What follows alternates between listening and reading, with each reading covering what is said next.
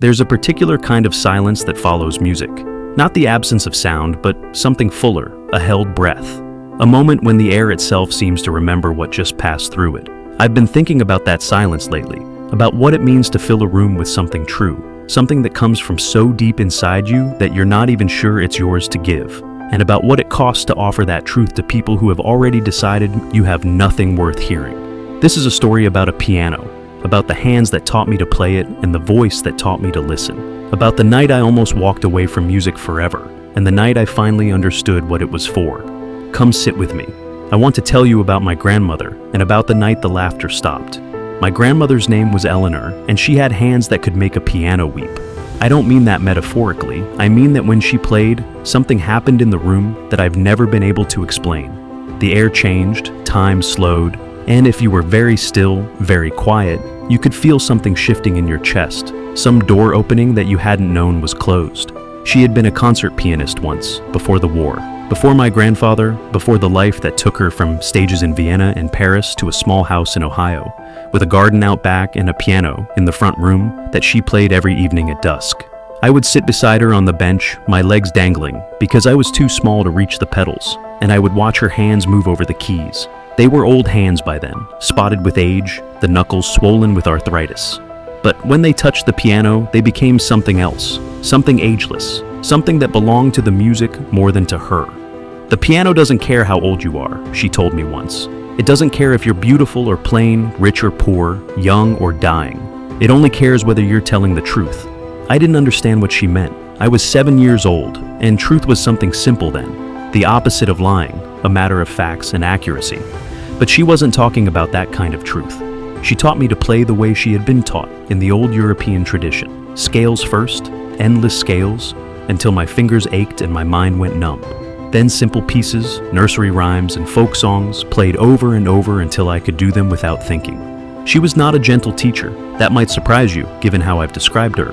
But she understood something that gentle teachers sometimes forget, that real learning requires struggle, that the hands must be pushed beyond their comfort before they can find their strength. Again, she would say when I fumbled a passage, and again, until my eyes blurred with tears and I was sure I would never get it right. But she was never cruel. When I finally succeeded, when my fingers found their way through a difficult section, her praise was like sunlight breaking through clouds. Yes, she would say, her eyes bright. Yes, that's it, that's the way. Don't think, she would tell me during those long practice sessions. Thinking is for later. First, you learn with your hands. Your hands will remember when your mind forgets. She told me stories while I practiced, stories about her years in Vienna before the war, about the professors who had trained her, and the concert halls where she had performed, about the night she played for a crowd of 3,000 people and felt, for those brief hours, like the music had lifted her outside of time itself. That's what we're reaching for, she said. That moment when you disappear and there's only the music left, when you stop playing the notes and start living inside them. It was tedious work most days, unglamorous. There were times I wanted to quit, to go outside and play with the other children, to do anything but sit at that piano bench repeating the same phrases until they blurred together. My friends were riding bikes and playing games, and I was trapped in that small front room, imprisoned by scales and arpeggios. But there were other times, rarer, more precious, when something would click, when my fingers would find a phrase and suddenly it wasn't just notes anymore. It was something else, something that lived and breathed and meant. There, my grandmother would say, her voice soft with recognition. Did you feel that? That's what we're looking for. That's the truth. I would nod, even though I wasn't sure I understood. But I remembered the feeling, the way the music seemed to play itself, flowing through me rather than from me, the way the room seemed to hold its breath. I was chasing that feeling for the rest of my life. I'm chasing it still. My grandmother died when I was 16. She went quietly, the way she had lived, slipping away in her sleep on a Tuesday night in April. I found her the next morning when I came for my lesson. She was lying in her bed, her hands folded on her chest, her face peaceful in a way I had never seen it in life. I sat with her for a long time. I didn't cry, that would come later, in waves that threatened to drown me. I just sat, holding her hand, feeling how cold it had become, thinking about all the music those hands had made and all the music they would never make again. The piano in the front room was silent. It would stay silent for a long time. After the funeral, my parents sold my grandmother's house. The piano was too large to move to our apartment, too expensive to store. It went to a second-hand dealer who promised to find it a good home. I told myself it didn't matter.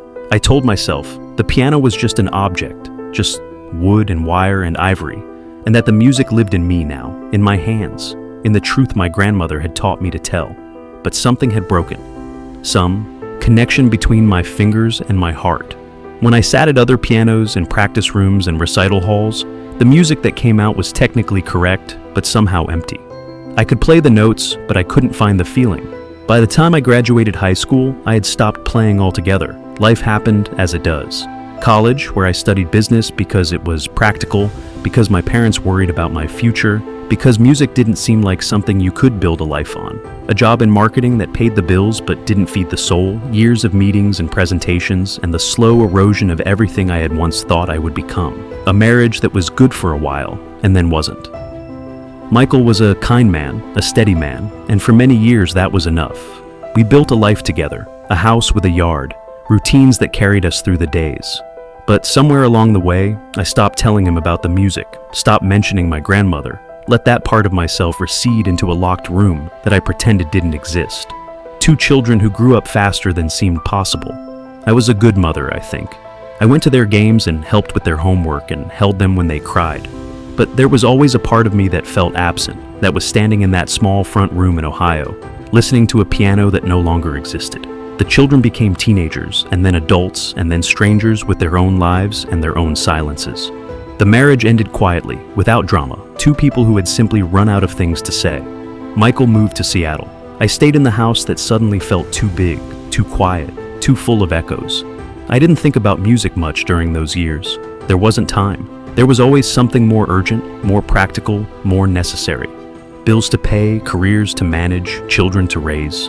The piano receded into memory, became something I used to do, a hobby I had outgrown like childhood itself. But sometimes, late at night, when the house was silent and sleep wouldn't come, I would dream about my grandmother's hands. I would hear music that wasn't playing, feel the ghost of keys beneath my fingers. I would wake with tears on my face and an ache in my chest that I couldn't name. The body remembers what the mind forgets. My grandmother had taught me that. I just hadn't understood what it meant. The night everything changed, I was 63 years old. My daughter had invited me to a party at her new house. A housewarming, she called it, though it felt more like a performance. The house was large and modern, all glass and angles, filled with people I didn't know and furniture that looked uncomfortable.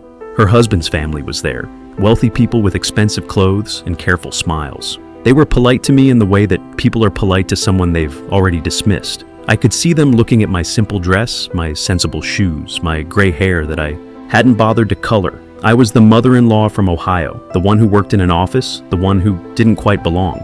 I didn't mind. I had stopped caring what such people thought of me long ago. I found a quiet corner and nursed a glass of wine, watching the party flow around me like a river around a stone. That's when I noticed the piano. It was a grand piano, a Steinway, black and gleaming, positioned in the corner of the living room like a piece of sculpture. I had seen it when I arrived, had noted it the way you note expensive things in expensive houses. But now something drew me toward it. I walked over slowly. The lid was closed, the keys hidden. I ran my hand along the curved edge, feeling the smooth lacquer, the perfect craftsmanship. It was a beautiful instrument. It deserved to be played. "Do you play?" I turned. A young man was standing behind me, one of my son-in-law's friends. His smile was friendly but dismissive, the smile of someone making small talk with an old woman because he was too polite to walk away. "I used to," I said, "a long time ago." "Mother, please." My daughter had appeared beside me, her voice carrying that particular tone of embarrassment that children reserve for their parents. "That piano is incredibly expensive. Stephen's mother had it shipped from Germany. I wasn't going to. She probably took lessons for a year in high school." This from another guest, a woman in a silk dress who had materialized to witness my humiliation. "My mother did the same thing, heart and soul, and chopsticks, right?" There was laughter, polite laughter, the kind that pretends to be friendly while drawing lines. I looked around at their faces, amused, condescending, already turning away, and I felt something stir inside me that had been sleeping for a very long time. Anger, yes, but something else too. Something that felt like my grandmother's hands, her voice, her insistence that the piano only cared about one thing, whether you were telling the truth. I sat down at the bench. The laughter got louder. My daughter said my name in a sharp, warning tone. Someone made a joke I didn't catch, and others joined in, their voices rising and falling like waves. I opened the lid. The keys were white and black and perfect, waiting. I placed my hands on them. The position came back without thought, the curve of the fingers, the relaxed wrists, the alignment of body and bench that my grandmother had drilled into me so long ago. My hands remembered. The room was still laughing, still talking, still dismissing me as a foolish old woman reaching above her station. I took a breath, and then I began to play. I chose Chopin, the Ballad No. 1 in G minor. It was the piece my grandmother had played the night before she died. I hadn't known that was what it would be, hadn't known I would ever hear her play again. I had simply come for my lesson, had found her at the piano as always, had sat beside her on the bench.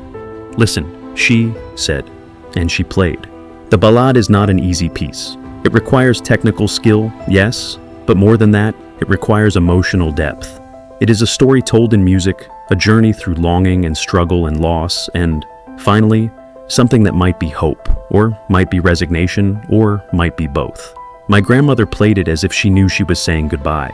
Every note was weighted with meaning. Every phrase was an offering, and when she finished, she turned to me and smiled with tears in her eyes. "That's the truth," she said. "Remember it." I had forgotten. For 47 years I had forgotten. But now, sitting at this stranger's piano in a house full of people who thought I was nothing, I remembered. My fingers found the opening notes. G, then D, then the melody rising like a question. The piano's voice was clear and deep, a Steinway's richness that my grandmother would have loved. I felt the keys respond to my touch, felt the music wake up inside me like a sleeper rising from decades of dreams. The laughter stopped. I don't know exactly when it happened. I was too far inside the music to notice the room. But somewhere between the opening theme and the first development, the voices fell silent. Somewhere in the rising intensity of the middle section, I felt the air change. I wasn't playing for them anymore. I wasn't playing to prove anything or show anyone anything. I was playing for my grandmother, for the little girl who had sat beside her on the bench, legs dangling, for the teenager who had walked away from music because the grief was too heavy, for the woman who had spent 47 years filling her life with everything except the one thing that made her feel alive. I was playing for myself, for the truth that had been waiting all this time for me to find my way back. The ballade builds to a climax of impossible intensity, a cascade of notes that requires everything the pianist has to give. My hands flew across the keys, muscle memory and emotion fusing into something beyond technique. I wasn't thinking about the notes anymore. I was living inside them. And then the quiet passage, the eye of the storm. The melody returns, transformed, weighted with everything that has come before. I played it as my grandmother had played it, with all the loss and love and longing that a human heart can hold. The final section is a hurricane, a whirlwind of sound that seems to tear the music apart and rebuild it in the same breath. I played it without holding back, without protecting myself, without any of the walls I had built over a lifetime of being careful. The last chord rang out and hung in the air. Silence. I sat with my hands in my lap, trembling, my heart pounding so hard I could hear it in my ears. The last chord was still ringing somewhere, or maybe that was just my imagination, the echo of what had just passed through me. I was afraid to look up, afraid to see their faces, afraid that I had imagined the whole thing, that the music had been as empty as everything I had played since my grandmother died. For a terrible moment, I was 16 again, sitting in practice rooms where the notes came out correct but lifeless, wondering if I had lost something that could never be recovered. Then I heard something I didn't expect. Someone was crying. I looked up. The woman in the silk dress, the one who had mocked me, had tears streaming down her face. Her mascara was running, and she didn't seem to care. She was looking at me as if she had never really seen me before, as if I had become someone else entirely in the past 12 minutes. The young man who had asked if I played was staring at me with his mouth open. His wine glass was tilted at a dangerous angle, the contents threatening to spill onto the carpet, but he didn't notice. He was frozen, caught in whatever the music had done to him. My daughter was standing by the door with her hand pressed to her chest. I saw her face, and I saw something I hadn't seen in years. The way she used to look at me when she was small, when I was still her whole world, before the silences grew between us. She was seeing me, really seeing me, perhaps for the first time since she was a child. The room was absolutely still. That particular silence that follows music, the held breath, the air remembering what just passed through it. And then, slowly, one person began to clap, then another, then the whole room, applause rising like a wave, and I realized that something had happened that I couldn't take back. I had told the truth, and they had heard it. My daughter came to me afterward when the party had ended and the guests had gone and we were alone in the kitchen with cups of tea going cold between us. "I didn't know," she said. "I didn't know you could play like that." "Neither did I told her. "Not anymore." "Why did you stop? Why didn't you tell me?" I thought about how to answer. How to explain 47 years of silence, 47 years of forgetting, 47 years of running from something that was as much a part of me as my own heartbeat. "Your great-grandmother taught me," I finally said. "When she died, I thought the music died with her. I thought I couldn't play anymore, not the way she taught me, not the way that mattered." I paused. I was wrong. The music was still there. I just forgot how to listen for it. My daughter reached across the table and took my hand. "Will you teach me?" she asked. "Will you teach my children?" I felt tears spill down my cheeks, the same tears I had been holding back since I was 16 years old. "Yes," I said, "I will teach you everything I know." That was 5 years ago. I have a piano now, a small upright that fits in the corner of my apartment. It's not a Steinway, not even close, but it doesn't matter. The piano doesn't care if it's expensive or humble. It only cares whether you're telling the truth.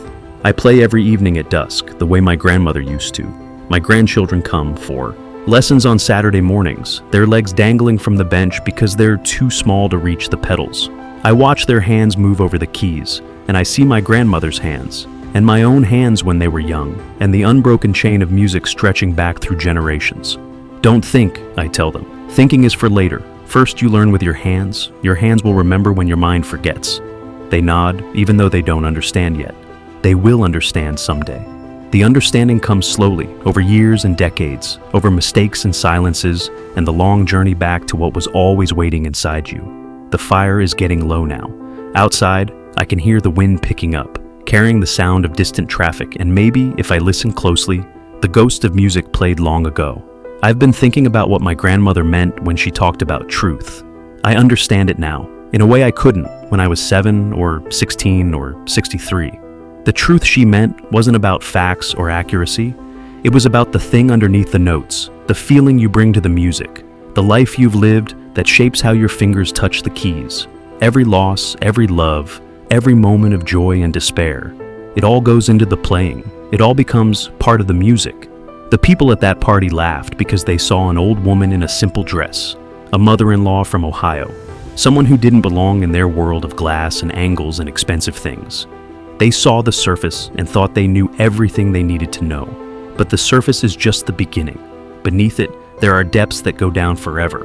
Stories that can't be told in words. Truths that can only be expressed in music, or in silence, or in the way we hold someone's hand when there's nothing left to say. They laughed when I sat at the piano because they thought I was nothing. They gasped when I played because they realized they were wrong.